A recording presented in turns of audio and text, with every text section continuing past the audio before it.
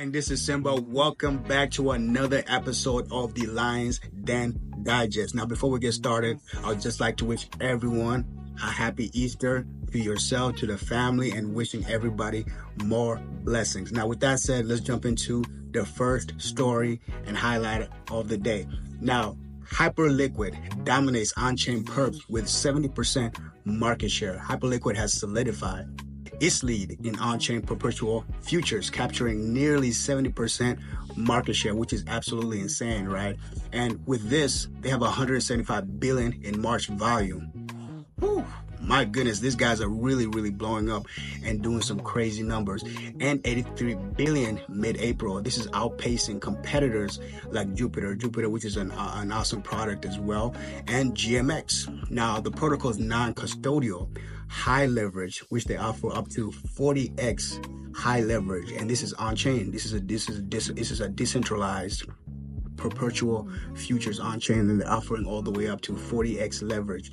And this is drawing a lot of traders away from centralized exchanges. And these exchanges are like Binance, Qcoin, and Coinbase and whatnot, right? This is signaling a shift towards decentralized derivatives like we have never seen, right? And the opportunity for this really is Hyperliquid's liquidity and leverage make it a go-to for traders seeking amplified returns in this volatile market. As you've seen, the last couple of weeks and months have been extremely volatile with the uncertainties of the market, the tariffs and whatnot, and people have been taking advantage of this, for opportunities on Hyperliquid, right? Maybe shorting the market and whatnot. But, there's always risk. High leverage increases liquidation risks, especially during market swings. Now, the things that people should be doing is use strict management, especially when using leverage, right? It does give you an amplified return on your trade, your investment, but it also gives you an amplified losses as well, which could be devastating. So this is something that should be taken very carefully. Now, the trend that we're seeing, the on-chain perps trend arise, so just growing trust in DeFi infrastructure over centralized exchanges, right? So they're taking a lot of market share from Binance, from Coinbase, and all these centralized exchanges, and this is the trend that we're seeing. Now, what people should be doing, people should be monitoring Hyperliquid's native hype token for potential price surges as adoption grows. We can see right now the token is doing a phenomenal job, right? And I really love this project. I think they're doing a phenomenal job. The team is awesome, and I think they have a very bright future. Let's go Hyperliquid. Now, an update that I'm really happy to see is Coinbase turbocharges Solana support after user backlash. Now, you guys know Coinbase is one of the most popular exchanges, especially for those users in the US. But Coinbase has overhauled its Solana infrastructure, really boosting block processing throughput five times, right? And enhancing reliability after users complain about how slow withdrawals and deposits are for Solana. Now, I've experienced this myself when Solana is really moving all these meme coins, especially the Trump coin. They're getting a lot of volume on chain. It just seems like Coinbase does not work like it should. At least it's slowed down, right, when it comes to withdrawals and deposits. So I've experienced this, and I'm really happy to see Coinbase is working to fix this. Now, the upgrades driven by high meme coin trading volume aim to handle Solana's surging activity with 5 billion in daily volume, which is a ridiculous number, by the way. 5 billion in daily trading and $69 billion market cap. Solana is doing some amazing things. The number of transactions that can go through that chain, and as quick as it is, and the cheap fees is really hard to beat, and this is why it is ranked where it's at in the whole of Web3. Now, there's some opportunities for this. Let me give you some insights. Faster transactions could make Coinbase the preferred exchange for Solana-based meme coin trading. Right now, this is especially good for those that are situated in the US, because there's really not that many options when it comes to exchanges. Not only that, is like even the exchanges that are available to the US retail, Coinbase has so many more assets than everybody else, right? And they do good business, and this is probably why they're the most preferred. Now, to see them doing this upgrade, phenomenal work. I'm happy about it because I've experienced that pain. Now, some risk for this scalability issues may persist if Solana's transaction volume spikes further. As we know, mass adoption is coming. Solana is already getting this kind of volume during what some people would say the bear market, right? But mass adoption is going to make this thing go crazy. You guys think these last few months were crazy? You have no idea what's coming, right? We have millions and millions of users coming into the Web3 space. So that's something that they probably continuously need to work and improve with expectations of what is coming. Now, just watching the trend, meme coin mania on Solana underscores its role as a high-speed, low-cost blockchain, right? This is why you see so much transaction. This is why you see so much activity on it, just because Solana is just extremely fast and cheap. Vitalik, you have to do something, man. You have to do something because they're kicking your butt. But anyways, much love to Coinbase and what they're doing. Thanks for the upgrade. Circle's USDC refund protocol boosts stablecoin utility.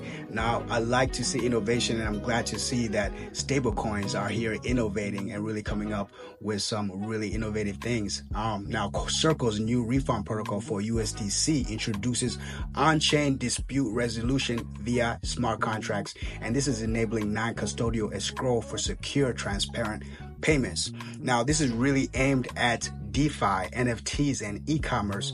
I think this is phenomenal. This is great, and this could strengthen USDC's competitiveness against USDT's 61% market share. So as of now, USDT is still leading the market share over stable coins, and the USDC is right behind them. And I love to see that the competition is ongoing. Now, USDC, for them to compete, they have to release new features to the market, right? Now, regulatory hurdles loom, but the protocol could drive the USDC adoption. So this is great. And some insights around this really is that USDC's enhanced utility may attract developers building payment solution, really boosting its DeFi presence. This utility, I think, is going to be phenomenal. There's a lot of people that are, a lot of businesses are jumping into the Web3 space and utilizing stable coins. Right now, giving them this extra added utility, I think this is going to be great for USDC, and really see it as, yeah, it's going to grow in market share. You know, that competition between USDT and USDC is heating up. Is heating up. And I love to see this. Now, some risks: regulatory uncertainties around on-chain dispute resolution could slow adoption in strict jurisdictions. We still don't have the most favorable laws for the crypto space, including stablecoins as well. And this is something to watch for. But, you know, the trend is very, very strong. Stablecoin innovation is critical as competition heats up in DeFi and real-world applications. And stablecoins are a huge part of this whole Web3 space. Now, something to watch for is USDC's market share versus USDT for signs of shifting dominance. I predict that USDC, especially with this added utility, is going to grow in market share. Now, will they beat USDT? I'm not sure, but it's definitely going to make an impact. Now, something to be cautious of is really monitor the global regulatory developments impacting the stablecoin protocols. I'm bullish on stablecoins. I think they're great. They're much needed. And they're going to play a huge part of adoption, and to see them innovating, I think it's phenomenal. Big shout out. Now, Trump's feud sparks crypto caution. Now, I don't care what you guys say. Trump is my all-time favorite president. As an American citizen, what he's doing for this nation, I think is phenomenal. I love Trump very, very much. Now, President Trump escalated tensions with Fed Chair Jerome Powell, really threatening to fire him over high interest rates. The current rates right now are sitting at 4.5, and he's accusing him of mismanaging tariffs' economic impact. Now, Powell warns tariffs could fuel stagflation, keeping rates steady. But the crypto markets remain flat, with Bitcoin stuck at 83K, and the total market cap is currently at 2.75 trillion, and traders are really awaiting for clear signals in the market. Right now, for something to watch for, some insights on this: prolonged high rates could dampen crypto liquidity, pressuring prices down. With all these uncertainties, it's reflected in the market, the stock market, mostly and a lot more into the crypto market, right? Because it's more of a high risk asset. Now, there's some opportunities in this. A surprise rate cut or tariff resolution could ignite bullish FOMO rally. As if you've been in this space for a while, you know the saying: when the interest rates go down, money printer go burr. And this is what a majority of traders and investors in the crypto space are really waiting for, right? So